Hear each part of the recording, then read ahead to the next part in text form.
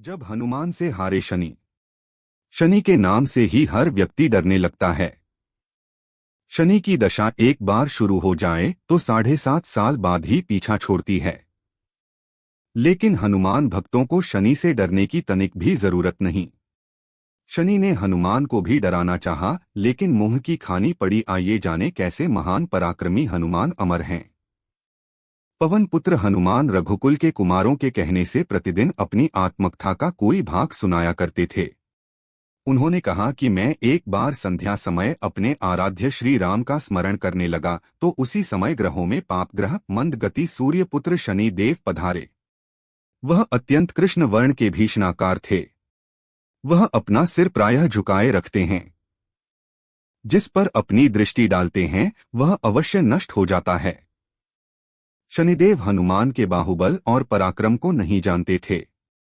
हनुमान ने उन्हें लंका में दशग्रीव के बंधन से मुक्त किया था। वह हनुमान जी से विनयपूर्वक किंतु कर्कश स्वर में बोले, हनुमान जी, मैं आपको सावधान करने आया हूं। त्रेता की बात दूसरी थी, अब कलयुग प्रारंभ हो गया है। भगवान वासुदेव ने जिस क्षण अपनी अवतार लीला का समापन किया उसी क्षण से पृथ्वी पर कली का प्रभुत्व हो गया। यह कलयुग है।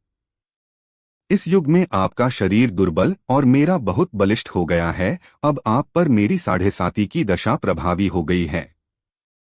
मैं आपके शरीर पर आ रहा हूं। शनिदेव को इस बात का तनिक भी ज्ञान नहीं था कि रघुनाथ के चरणाश्रितों पर काल का प्रभाव नहीं होता। करुणा निधान जिनके हृदय में एक क्षण को भी आ जाते हैं, काल की कला वहां सर्वथा निष्प्रभावी हो जाती है। प्रारब्ध के विधान वहां प्रभुत्वहीन हो जाते हैं। सर्वसमर्थ पर ब्रह्मा के सेवकों का नियंत्रण संचालन पोषण प्रभु ही करते हैं। उनके सेवकों की ओर दृष्टि उठाने का साहस कोई सुरसुर करे तो स्वयं अनिष्ट भाजन होता है।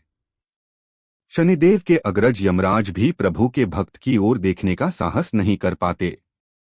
हनुमान जी ने शनिदेव को समझाने का प्रयत्न किया, आप कहीं अन्यत्र जाएं। ग्रहों का प्रभाव पृथ्वी के मरणशील प्राणियों पर ही पड़ता है। मुझे अपने आराध्य का स्मरण करने दें। मेरे शरीर में श्री रघुनाथ जी के अतिरिक्त दूसरे किसी को स्थान नहीं मिल सकता। लेकिन शनिदेव को इससे संतोष नहीं मिला। वह बोले, मैं सृष्टिकर्ता के विधान से विवश हूं। आप पृथ्वी पर रहते हैं, अतः आप मेरे प्रभुत्व क्षेत्र से बाहर नहीं हैं।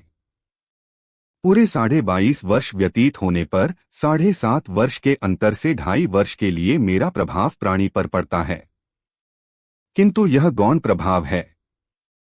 आप पर मेरी 7.5 आज इसी समय से प्रभावी हो रही हो। मैं आपके शरीर पर आ रहा हूं, इसे आप टाल नहीं सकते। फिर हनुमान जी कहते हैं, जब आपको आना ही है तो आइए, अच्छा होता कि आप मुझ वृद्ध को छोड़ ही देते। फिर शनिदेव कहते हैं, कलयुग में पृथ्वी पर देवता या उपदेवता किसी को नहीं रहना चाहिए। सबको अपना आवास सूक्ष्म लोकों में रखना चाहिए। जो पृथ्वी पर रहेगा वह कलयुग के प्रभाव में रहेगा और उसे मेरी पीड़ा भोगनी पड़ेगी। और ग्रहों में मुझे अपने अग्रज यम का कार्य मिला है। मैं मुख्य मारक ग्रह हूं और मृत्यु के सबसे निकट वृद्ध होते हैं। अतः मैं वृद्धों को कैसे छोड़ सकता हूं? हनुमान जी पूछते हैं, आप मेरे शरीर पर कहां बैठने आ रहे हैं? शनिदेव गर्व से कहते हैं, प्राणी के सिर पर। मैं 2.5 वर्ष प्राणी के सिर पर रहकर उसकी बुद्धि विचलित बनाए रखता हूं। मध्य के 2.5 वर्ष उसके उदर में स्थित रहकर उसके शरीर को अस्वस्थ बनाता हूं व अंतिम 2.5 वर्ष पैरों में रहकर उसे भटकाता हूं। फिर शनिदेव हनुमान जी के मस्तक पर आ बैठे तो हनुमान जी के सिर पर खाज हुई।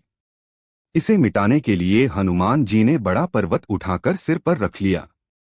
शनिदेव चिल्लाते हैं, यह क्या कर रहे हैं आप? फिर हनुमान जी कहते हैं, जैसे आप सृष्टिकर्ता के विधान से विवश हैं वैसे मैं भी अपने स्वभाव से विवश हूं।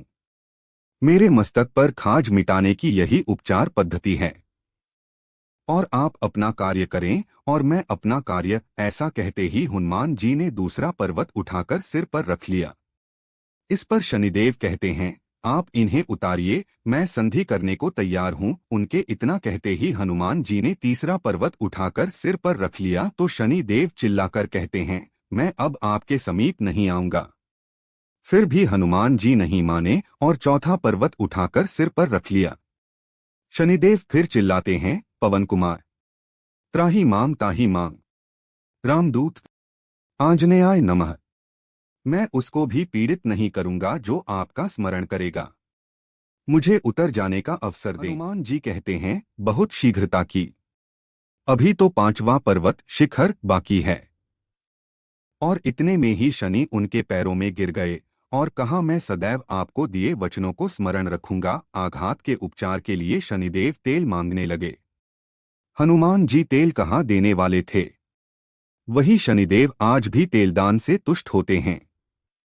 दोस्तों, कहानी अच्छी लगी हो तो कमेंट कर चैनल को सब्सक्राइब करें ताकि हमारी अगली वीडियो आप तक पहले पहुंचे। धन्यवाद।